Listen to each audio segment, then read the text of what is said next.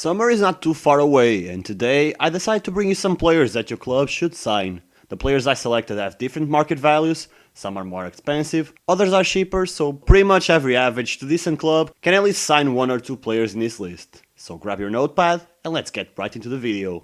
Number 10, Isco. It's crazy to think that Isco has been without a club since the end of last year. The former Golden Boy was an important piece in Real Madrid's Champions League three-peat, and although he's already 31, I can see him adding a lot of creativity in the midfield of many teams.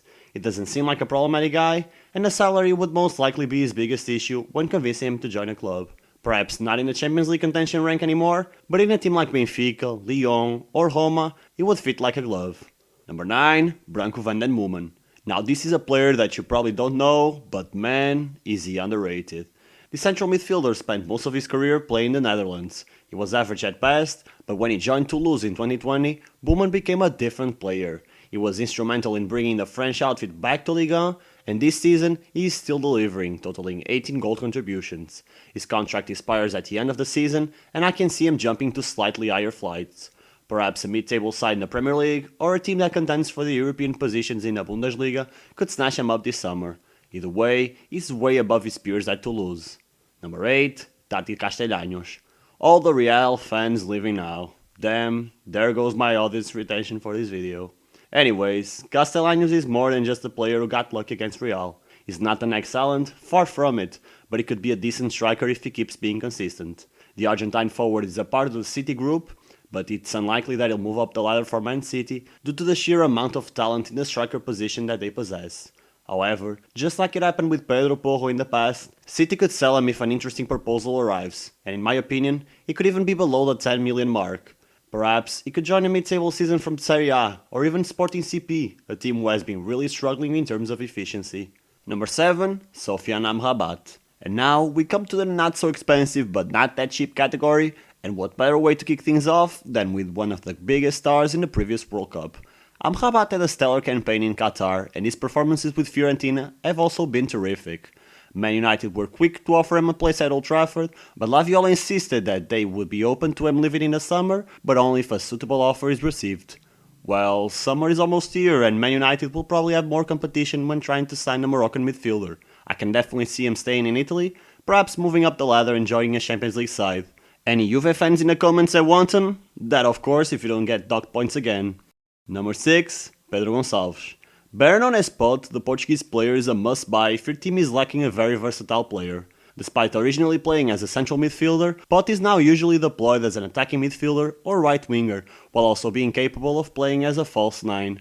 He was instrumental on getting Sporting to win the league after an almost 20-year drought, so perhaps he could join his compatriot Bruno Fernandes and end the 10-year drought at Old Trafford.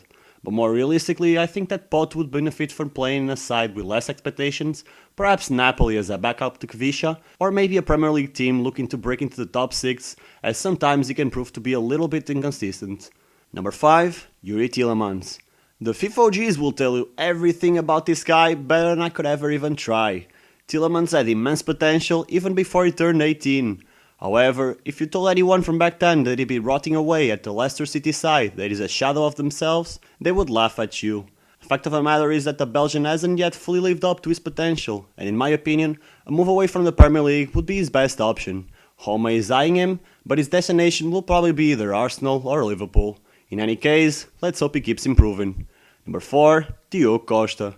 I don't think it's an exaggeration to say that Diogo Costa is already one of the best goalkeepers in the world, at least top 15. He made some very serious mistakes while playing in the World Cup, but don't let that trick you. He has incredible reflexes and can distribute the game really well with his feet.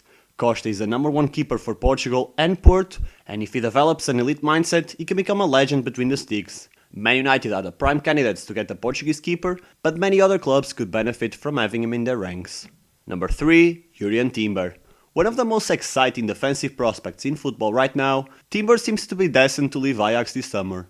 The Dutch Giants have been disappointing this season, and it looks like they could miss the Champions League next year. With that being the case, they will have to sell some of their most profitable assets, and Timber is the one that stands out to me.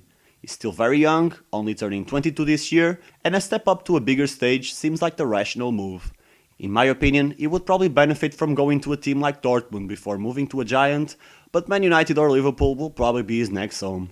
Number 2, Randal Kolo Muani.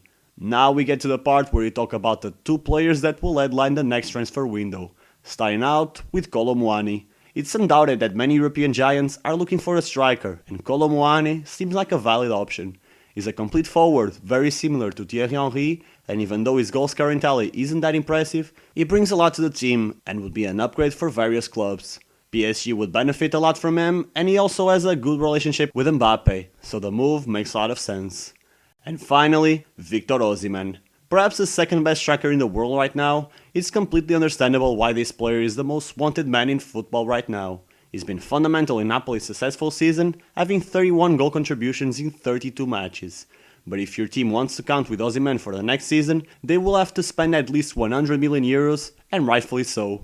If the Nigerian striker keeps his numbers up, he can become the perfect heir to Lewandowski's place at Bayern. For now, they seem like the best option, but I wouldn't be surprised if another Premier League club gets a promising young striker. And that is it for the video. I hope you liked this new concept. If you did, make sure you hit that like button so I know that you want to see more content like this. And since you're sitting there so comfortably, watch this video up next. I bet you'll enjoy it. I'll see you there.